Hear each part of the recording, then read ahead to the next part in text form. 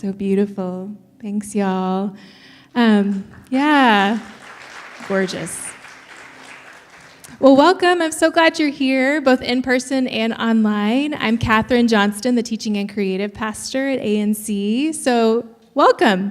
If you're new here or just sort of visiting for the first time, you're welcome to fill out an info card at this QR code. It helps us get to know you, and you can give us your information so we can get to know you. You can get to know us. If you want to reach out for coffee or hang out, just drop that in the comments when you fill out the info card. We would love to get to know you. And if you're interested in partnering with the mission and vision at ANC, you can do so on this QR code also. We rely on your generosity, and we are so grateful for it. So some announcements for us this morning. I know it's not quite cold outside yet, but this cold front's going to blow in almost here. I can just feel it in the air. I know. It's going to be like 20 degrees when we're trick-or-treating on Tuesday. But we're thinking about the holidays. So if you haven't been around at ANC for a while, you might not know that we celebrate Christmas a little differently. We celebrate with a Christmas Eve service on December 23rd at 5:30 p.m. here at the O4 Center. And that gives you time and space to go be with your loved ones and for our staff to go be with their loved ones on Christmas Eve and Christmas. So we won't have any services the next Sunday because I think Christmas Eve is on a Saturday this year.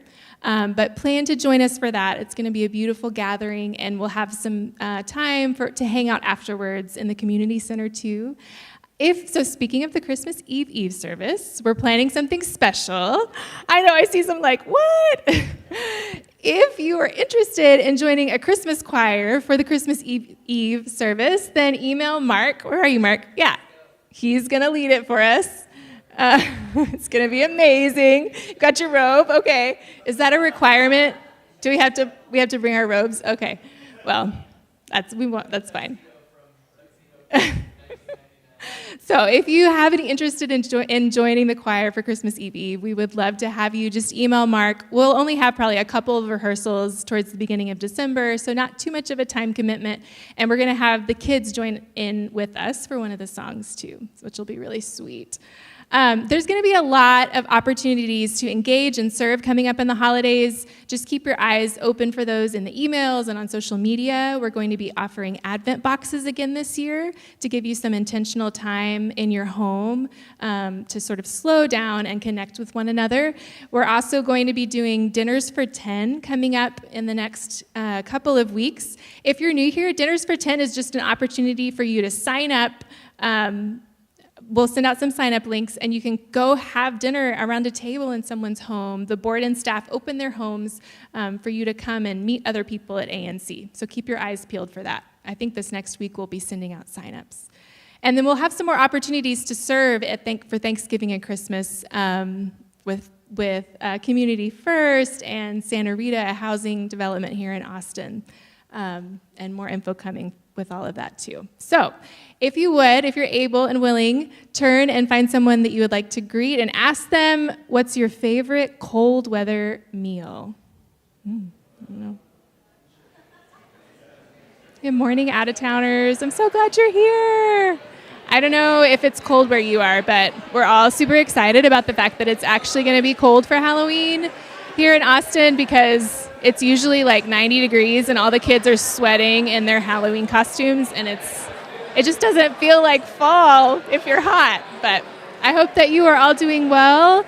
Chime in the comments so we can say hi to you this morning. And I didn't really say much about Coho this morning, but I hope that you're checking out the website and picking what events you want to come to if you're able to come for Coho. We look forward to seeing those of you who are coming into town. If you have any questions about that, it's not too late to make plans to come at all. But if you need help finding lodging or rides to and from the airport, just all of that information is on the website under the Coho page. Or just email me, Catherine@austonnewchurch.com, and I'll help you figure it out. Okay, we're excited you're here.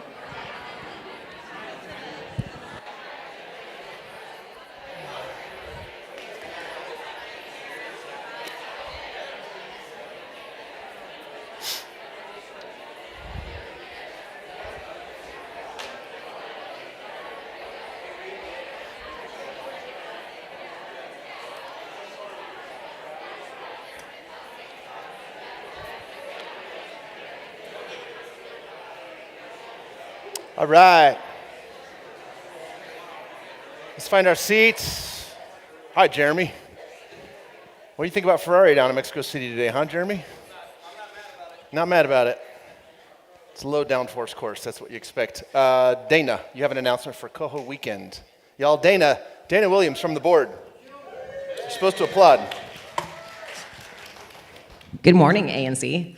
I am excited and delighted to just tell you a little bit more about Coho Weekend. We've gotten little snippets here and there, but one thing I just want you to know is this year our theme is Lean on Me. You may have figured that out from the t-shirts, which you can still buy. We just can't guarantee they'll get here, but you want one. I got my sweatshirt and it's on repeat at my house, okay? So get yourself some clothes. We're not gonna have them on site. If you want them, you have to order them online. Speaking of being online, I also need you to sign up. Just go to the RSVP and go through and check which things you might want to go to. Here's the reason. We've got all these wonderful hosts who are having different events for us, and they want to know who to plan for. So go through there. Everything that we're doing there's no charge for it. You may buy something when you go to one of the venues or whatever, but signing up is free, so make sure you RSVP. There's a few that are required, but everyone wants to know, am I going to have 5 people or 50 people, so please let them know. And then lastly, I want you to know that one of the pieces of this event that I'm just so proud of the team for is we're adding in this amazing element of community engagement. So last year we did a mission tour and we kind of took a look at what we do here in ANC, but this year we're inviting you to roll up your sleeves and get involved. So there's a couple of different ways to do that. And that is community first. You'll be serving breakfast, and then I think you have the option between playing pickleball or taking a tour of the property. And then in the afternoon, I think we still need a lot more help for this, but there's a fall fest at Posada Esperanza. So sign up for that. We're just gonna make a bunch of kids happy. So please join us. If you're in town, out of town, everybody needs to sign up. All right, thanks. Thank you, I don't need that. Yay. Y'all, Dana drives in from Sugar Land, Texas to handle business up in this joint, so we're blessed. We have great. I have a place here. That's one thing true. that's changed, yeah. Oh, that's true. She has an apartment in Buda now, so if you can figure out where it is, you can go probably trick or treat there, probably. Probably won't find anything. I think all the candy is going to be at Trey's house. Special week for Trey. We'll leave that unmentioned. Morning when it all. You know what? Here's what I'll tell you 2 things I love about suspense. Well, one thing I hate, one thing I love. I hate it when I have to live in suspense, but I love dishing it out. So y'all just have to figure it out. Y'all just have to figure out what I'm talking about. Read your socials. Gosh, the sermon's going to be boring anyway, so just pull up your little phone and pretend like you're taking notes. The trick is to switch your screen color to yellow so everybody thinks it's your notes app, and you're FaceTiming on my TwitFace or whatever we call that X thing now. Anyway, didn't make it into the age of technology, friends. My phone is the constant daily reminder that I don't know things about things, and so yeah, everyone around me knows, just hand me your phone, dum-dum, and they just do it for me. So, welcome. Hi, I'm Jason. If we don't know each other, that's an awkward way to begin. As Larry says this morning, calls out from the back row, which, by the way, Larry owns back there. If you even so much as think you can sit on the back row, that's Larry's row.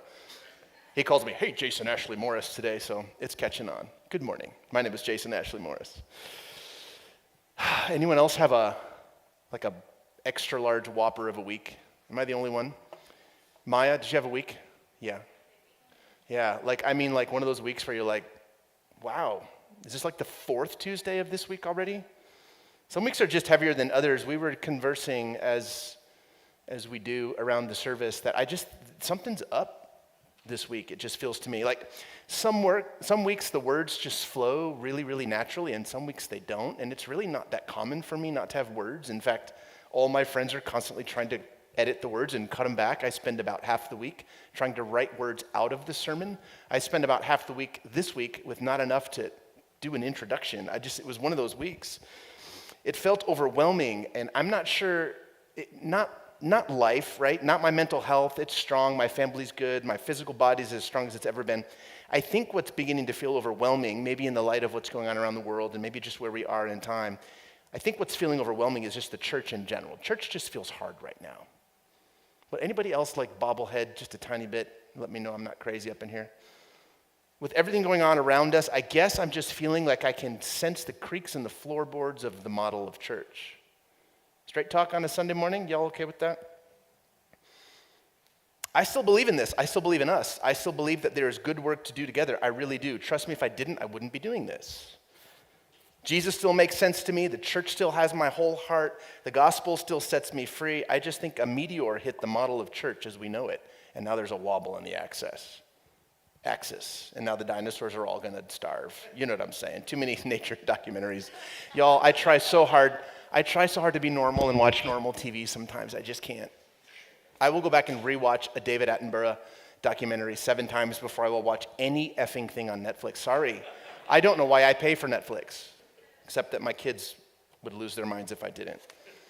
But it's as if a meteor hit the model of church, and here's the problem. That's the model I trained for. Yeah. I think we're adjusting still. I wonder if you feel that. Nobody has a functional playbook right now for what's going on. We're all just ad-libbing, friends. This is all just impromptu, in case you wondered. You know, asking hard questions about what we're doing and why, though, is exactly what we should be doing. And so at least I take some comfort in the sense that if we embrace this season, this is what we should be asking. People who waste a perfectly good global pandemic by not asking hard questions, I don't trust them. I don't trust those people. I'm not having tacos with you. I don't know where your head's at. If you just go back to what you did before this whole thing happened, I'm not sure that's the right approach. We're asking the right questions because we've lost a form of faith that no longer works. It expired, and I think that's okay. And we're not doing that because we've broken something. This is right on cue. This is what we should be doing. We should be evaluating, friends, and asking and wondering together. I know the ANC board under the leadership of Amy Lambert. You'll know Amy Lambert from the front door when she greets. I know the board is digging in and asking courageous questions. It's been a hard week, honestly, around asking tough questions about our little local church.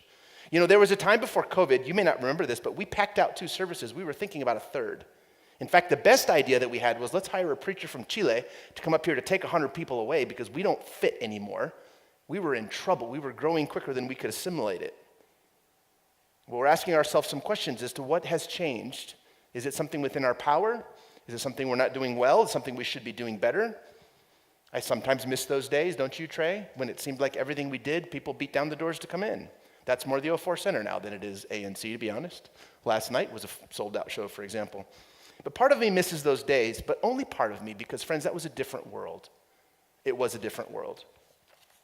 Now, I'm aware that church growth and church momentum is more complex than numbers alone. Of course, I'm aware of that, but the winds have shifted across the world, I think, and we will be open-hearted and open-minded as we begin to ask questions around what's working, what isn't, what needs to be updated, what should we hold more loosely. All of those things are questions that we are going to ask.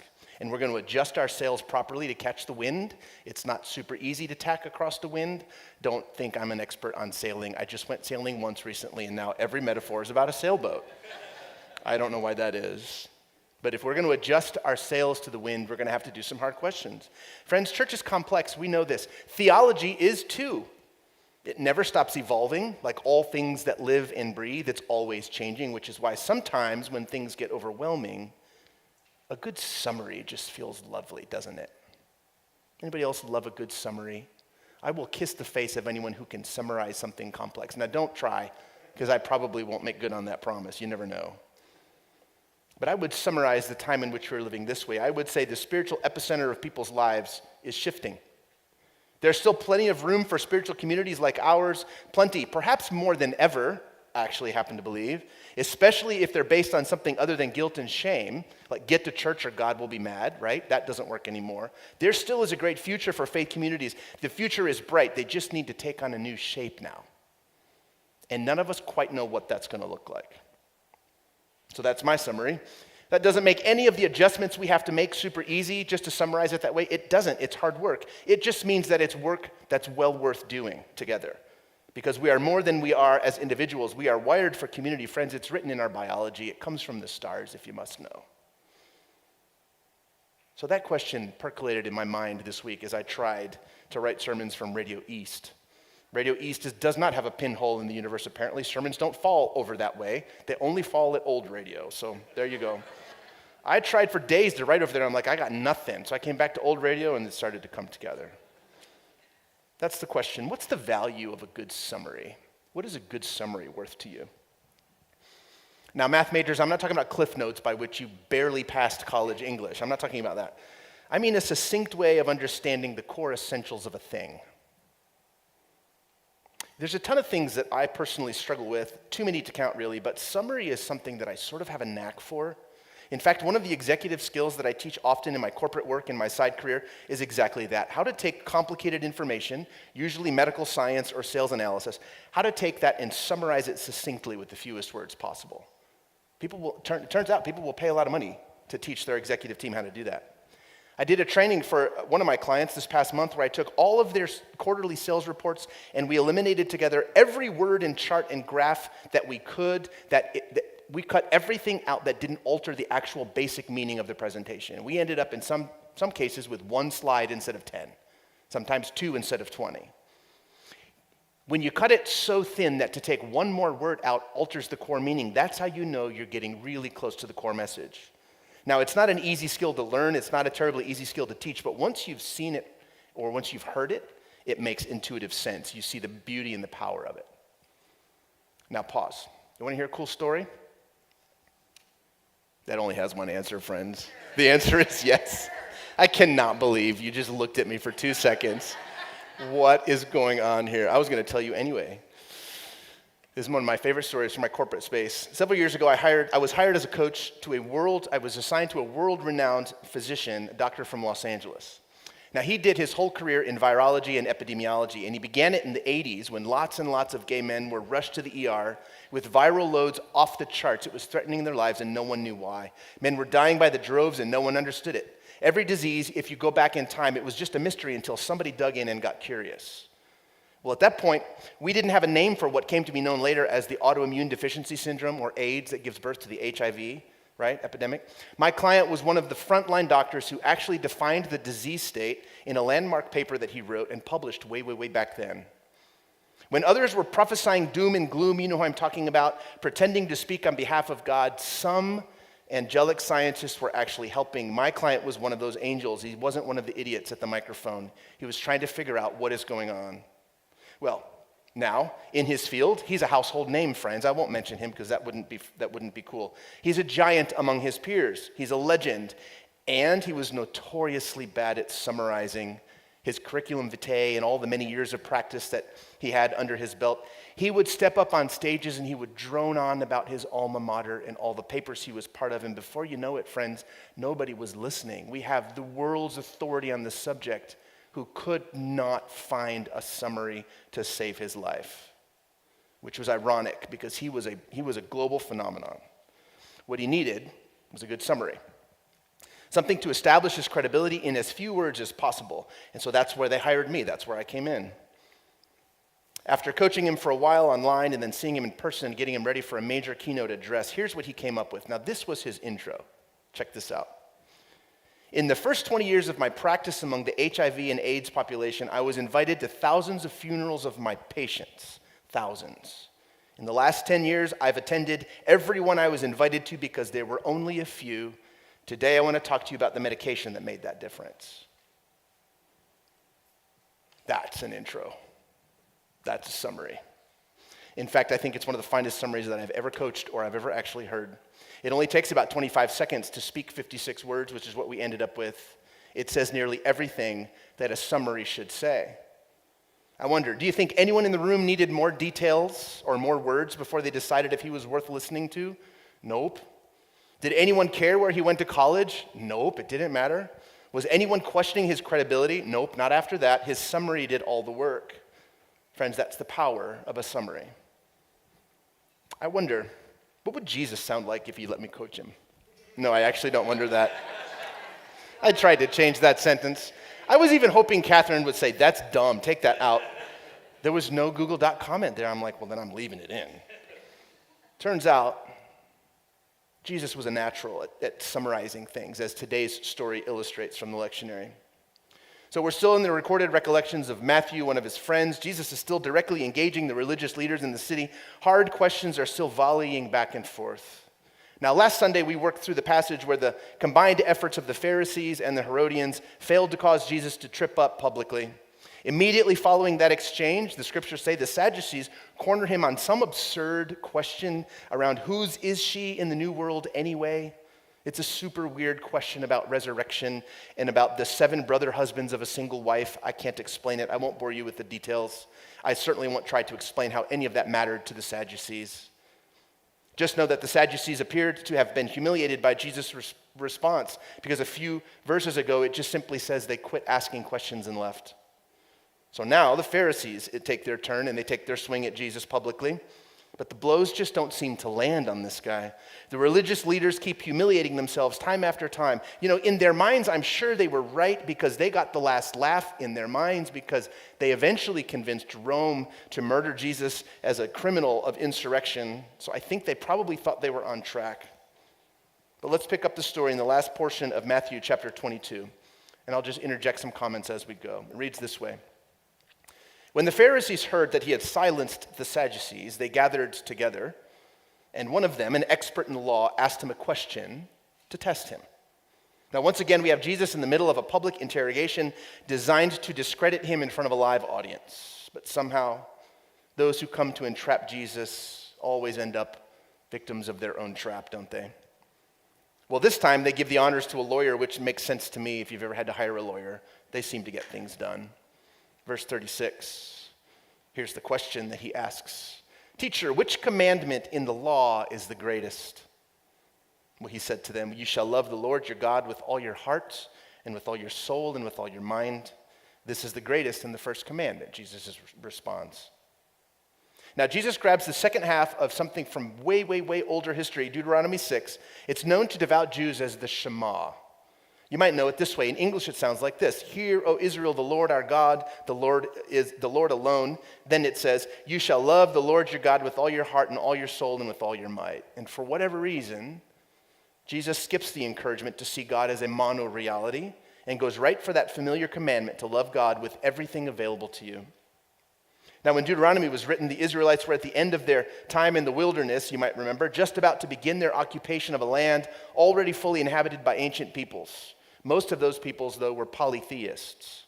So the idea of a single God that ruled supreme above a pantheon of lesser deities was innovative at that time. It's what set Israel apart from other people of the ancient Near East. Well, the lawyer asks for a single commandment, but Jesus gives him 2. He offers a bonus rabbinical opinion to expand on the greatest commandment. Jesus goes on to say, verse 39, and the second is like this, you shall love your neighbor as yourself. On these 2 commandments hang all the law and the prophets. Now notice Jesus welds 2 ideas together into a single answer. The Shema, that part of Deuteronomy, of course, was the expected answer that you might give a legal question like this. It went all the way back to the times of Moses. Any rabbi worth his salt would go there to be safe in terms of answering that question. But adding a commandment about how to love your neighbor that was actually written about 1,000 years later, now that feels creative, friends. This feels midrashic, almost Talmudic even. Jesus is adding his study and context and color to the tradition surrounding the law and how it worked in society. This is summary and analysis at its finest. Now remember, Jesus is talking to Pharisees now, and they believed in the traditions that built up around the law. This time, Jesus is lifting from the book of Leviticus, chapter 19, from a series of commandments about how to get along in society, this part about the neighbor, how to thrive. Long after the Holy Land was inhabited by the Israelites, this commandment made sense to encourage them to live at peace among themselves. And what is the point? Well, Jesus takes the liberty of summarizing many years of tradition. Maybe Jesus sensed their curiosity. Perhaps he sensed an open heart on behalf of this lawyer. We don't know. But where he goes next is really interesting. Verse 41. Now, while the Pharisees were gathered together, Jesus asked them this question. Now, maybe they were standing around stunned, trying to figure out how he managed to weld Deuteronomy 6 together with Leviticus 19 into a single answer with this strange and possibly deeply offensive finishing clause. Upon these 2 commandments hang the law and the prophets. Maybe they just were stuck. Jesus had just taken 613 independent commandments, 365 prohibitions, and 248 positive injunctions. He just took them and summarized them into a simple single flow. Love God and neighbor as yourself. Everything ever written or said about God and what God requires of us to thrive is all right here. It's all accounted for, friend. Love of all, including oneself. Now, we don't know how they responded internally to such an astonishing simplification of everything they loved. We just know this froze them in their tracks. And then Jesus takes the conversation where he really wants it to go next. It's what he always does.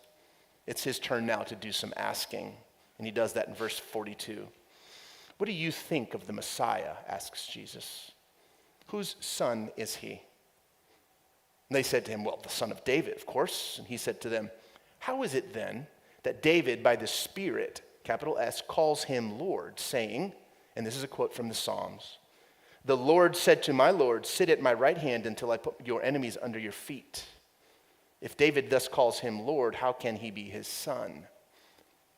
Now, it took me till Wednesday to figure out what that meant of this week. I don't know. It's old. It's dated. It takes a little explaining. But here's my attempt.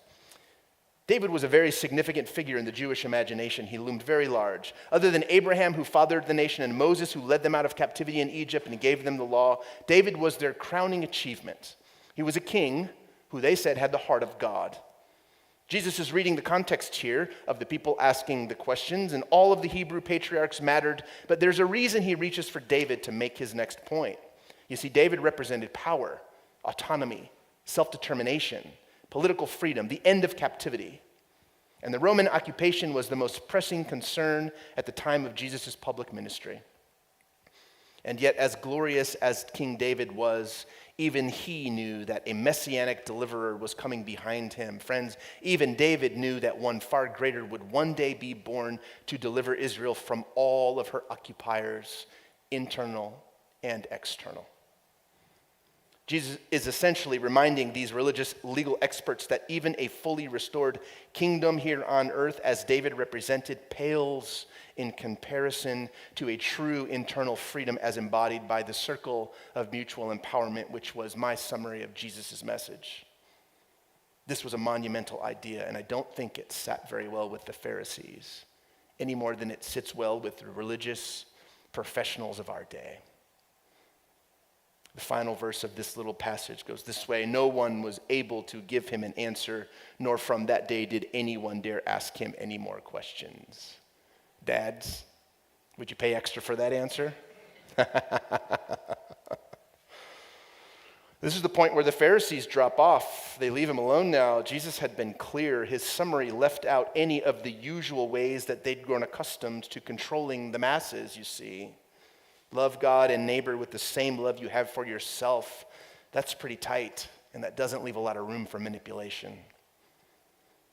Now, last week we heard the beautiful summary of the teachings of Jesus spoken by the little crew of accusers. Remember them who were sent to entrap Jesus? They came up with something like this: you teach God's truth with no partiality.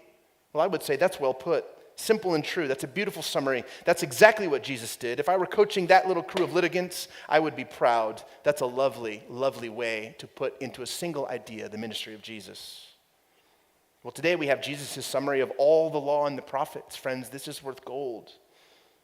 And when we say all the law and the prophets to Jewish thinkers, that would have just simply meant to everything ever said. Everything Jesus had ever learned and studied could be summarized in a single breath. Love God and love neighbor like you love yourself. Oh, wouldn't it be nice if we could keep things that simple? One at a time, Jesus dispatches with all of his questioners. The Herodians couldn't get him to openly insult Rome. The Sadducees couldn't nail him down on resurrection. And then he pulls the David card on the Pharisees. Anyway, next week we'll finish this little scene. Once the leaders leave him, Jesus then shifts his attention back to his disciples and the curious crowds. For now, the prosecution rested its case. Love God and neighbor as you love yourself. That might just say everything that needs to be said. Friends, Jesus always finds a way to unify the earthly and the heavenly realms into a single reality. His theology is innovative, but it works. Even his accusers see the logic. Any real love of God will also flow to our earthly neighbor, and that love will always begin with true love of self. They are one and the same in the world of Jesus. Friends, honestly, one begins to wonder if the self is distinct from the neighbor at all anymore, and if either self or neighbor are fully distinct from God anymore. You almost can't tell where the borders are. Belief and practice they are the same. Thought and action, they too are the same. Religion and how we interact with self and others, all the same. Now go back with me in your mind now and remember how many times Jesus tied action to the movement of the heart. Heaven and earth are a single reality to Jesus. He makes this point again and again. And you might think that this is really good news, and for the average person it really is, but not if you're the compliance police. To reduce complicated things like the law and the prophets this tightly means that they have, of course, spent an entire lifetime complicating things that are actually pretty simple. Love and serve the divine presence you see in everyone, including yourself. This is good news to those who suffer, but not to those who seek to control. Friends, this undoes the whole system, and they understood that. People who are deeply invested in details and doctrines and dogmas and lots of requirements, those people will always resist summary statements that render their technical compliance essentially non-essential. A religion that tolerates the mistreatment of neighbors, condemned. A religion that wounds and injures the self, rejected. A religion that doesn't see and protect the face of God in all things, useless. What Jesus describes doesn't sound like a religion at all to me, if I'm honest. He's describing something else entirely, I'd say. Do you see why there was so much conflict and controversy between Jesus and the professional religionists of his day? Oh, I do. Their constant refrain, "How dare you, Jesus," is related to all of the things he leaves out. This is a scandalous summary. This is an extreme reduction of what had become an elaborate system of statements and requirements that clearly identified what God demanded, what God required, insisted upon in order to be in relationship with the human family. Except, friends, none of that was actually essential, was it? Reducing thousands of years of tradition into a simple flow of love from self to others and to God could get a man killed, and in the case of Jesus, it did. You don't mess with King David. You don't tinker with heroes and traditions and reasons why hate of self and neighbor find justification in sacred texts. You don't mess with that. You don't get to do that without paying the consequences. Treatment of self and others is the proof that we love God, friends. The glory and the power of an earthly kingdom, even that of David, could never rival the divine nature of such a simple, integrated life of love. Do you see what Jesus is doing here? These men idolized the glories of their past. They were focused on a particular kind of power their nation once enjoyed. Jesus, on the other hand, was focused on the moment, on the human relationship that they had before them now. David was a symbol of power, a reminder of a gilded age when they were the occupiers, friend, but the Messiah would come one day to liberate all things, including the forces that occupy, even when those forces live on the inside. As much as the religionists of the time of Jesus despised the occupation of Rome, what they craved was a return to the time when they occupied the Canaanites. And I think that Jesus is saying this: occupation, control, cultural domination, how could they ever outshine the glory of love? How could the restoration of an earthly kingdom rival the power of an integrated life where love flows in all directions, beginning with the self but never ending there? Even David somehow understood this, friends. Our hope doesn't lie in the restoration of anything that came before us. Always be aware of religious movements where the rearview mirror becomes their windshield, where getting back to the way things were is the stated goal. Be aware. Don't get wrapped up in those things. You see, friend, the past is never the future. Our hope is ahead of us always, and it lies in a simple, fully integrated, unified life of love, lived now with ourselves and with our neighbors, because that's where we find God. After all is said and done, when put on the stand, this is how Jesus summarizes everything: love for all involved. Now, wouldn't it be nice if we lived in the summaries and not in the lengthy, exhaustive, never-ending commentaries and addendums and indexed lists of additional requirements by which we might earn the love we already possess? Oh, I don't know about you, friend, but that sure sounds nice to me. Ready? I suddenly have no idea what we're doing next. I'm sure I was told and have since forgotten. I had a really long week this week. Did anybody else? I just felt so heavy. And I woke up this morning and was thinking about the words that we were going to say this morning at church, and how sometimes it just feels like there are no words to talk about what's happening in the world or talk about what's happening in your life. So I'm going to read you some words. And I don't know, just let them wash over you. Sometimes there are no words for what's happening in the world, so we offer a silence. We offer a breaking from the endless stream of commentary. We offer a pause. Not to check out, but to tune in to the love that surrounds you, the love that unfolds you, the love that binds me, the love that holds me, the love that sustains us, the love that creates us, the love that brings peace, real peace, not peace from occupation, but peace in liberation. And it starts in you. Let it start in you.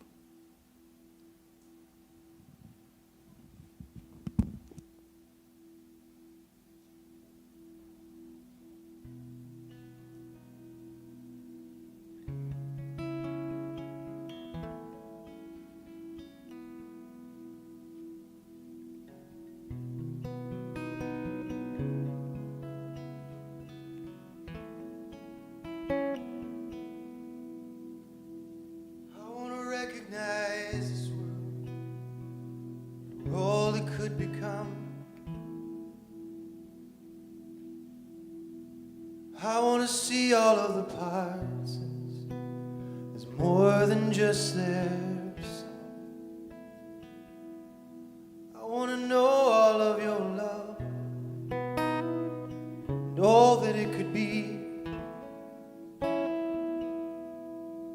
in you, evergreen.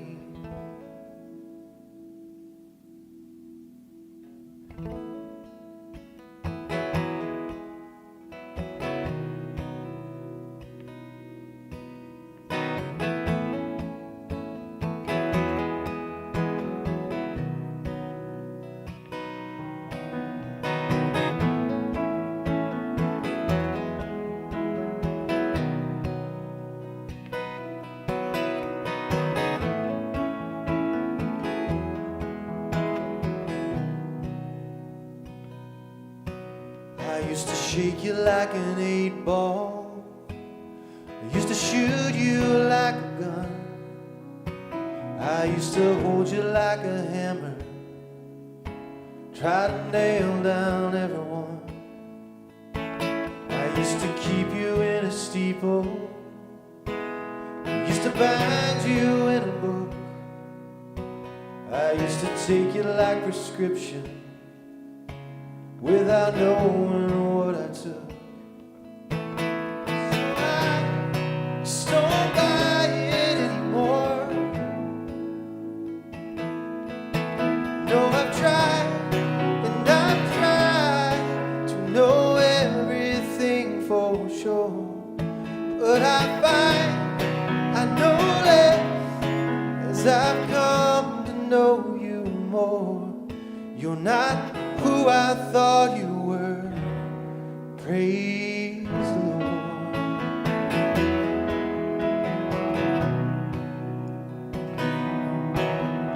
Praise the Lord.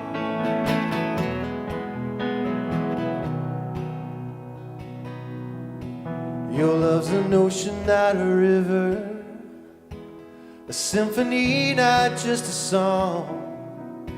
I don't think everybody's right, I just think most of us are wrong. I think that when we get to heaven, we're gonna laugh when we can see how hard we try to make it and how easy it should be.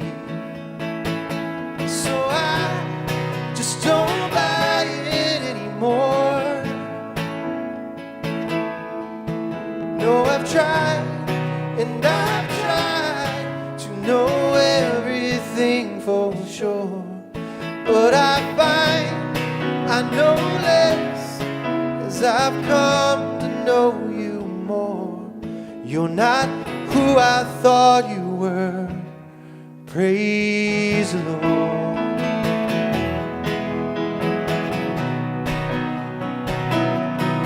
Praise the Lord.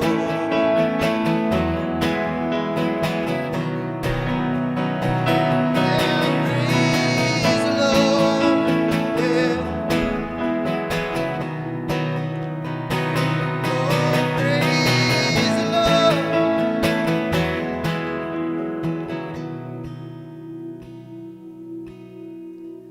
Providence is endless, mercy is a mystery, fear is no good reason to believe in anything. So I just don't buy it anymore. And I've tried, oh, I've tried to know everything for sure, but I find I know less as I come to know you more. You're not who I thought I was. Praise the Lord. You're not who I thought I was. Praise the Lord.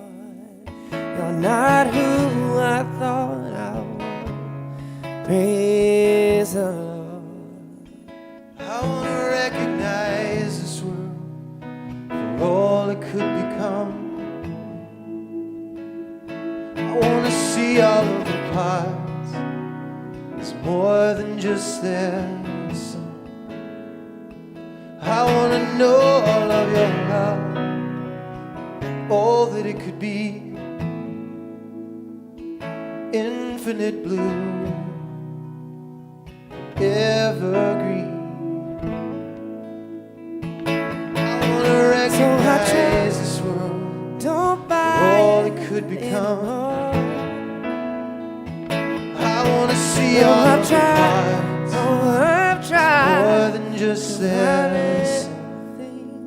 I want to know all of your love, I know and all that it should as I've come to know you more. Infinite, you're not who I am. Ever praise the Lord.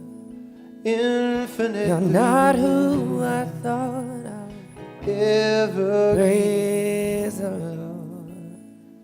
Infinite, you're not who I thought you were. Ever praise the Lord.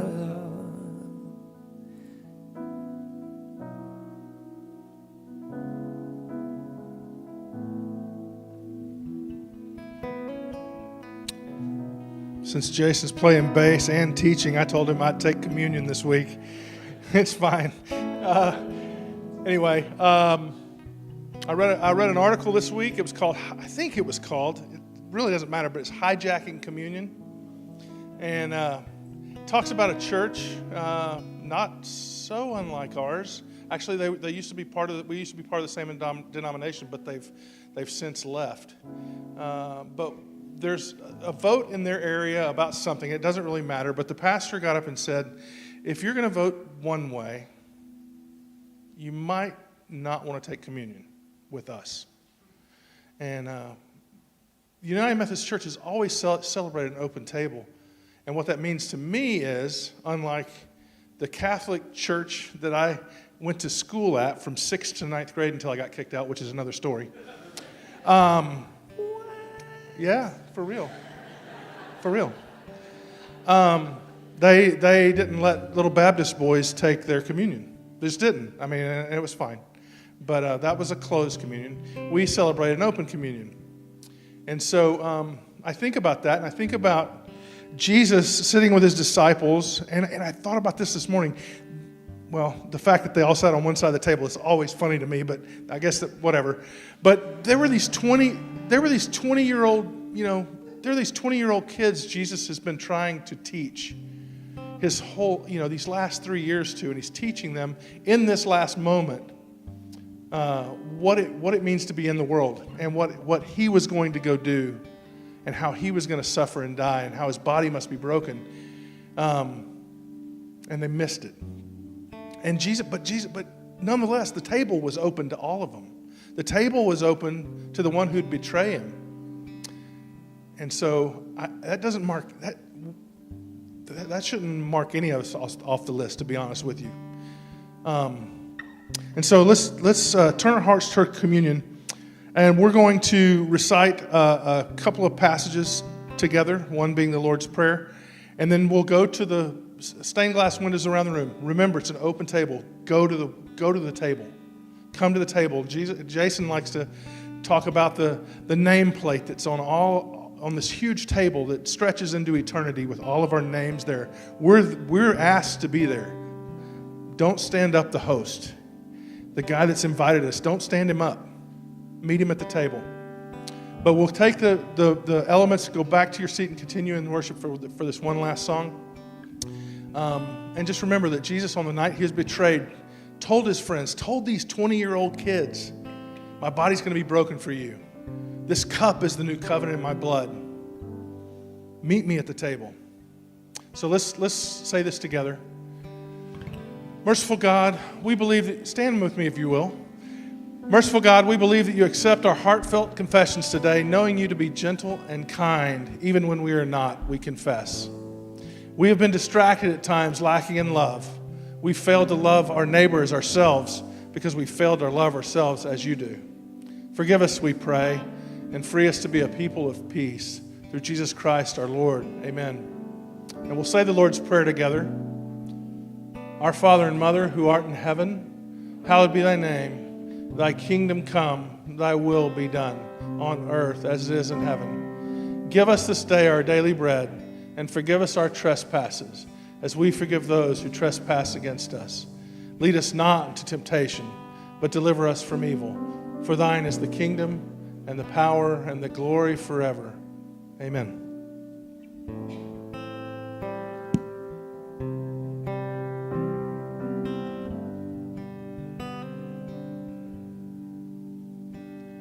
Well, I'm pleading my innocence here, exposing my arrogance all the while, hoping that nobody sees, especially you. And I've yielded to all that has cost me, and thrown to the side what is free. And I'm lying when I say that I figured it out. Oh, but maybe this time the bread and the wine will be more than food on my lips. Tasting forgiveness,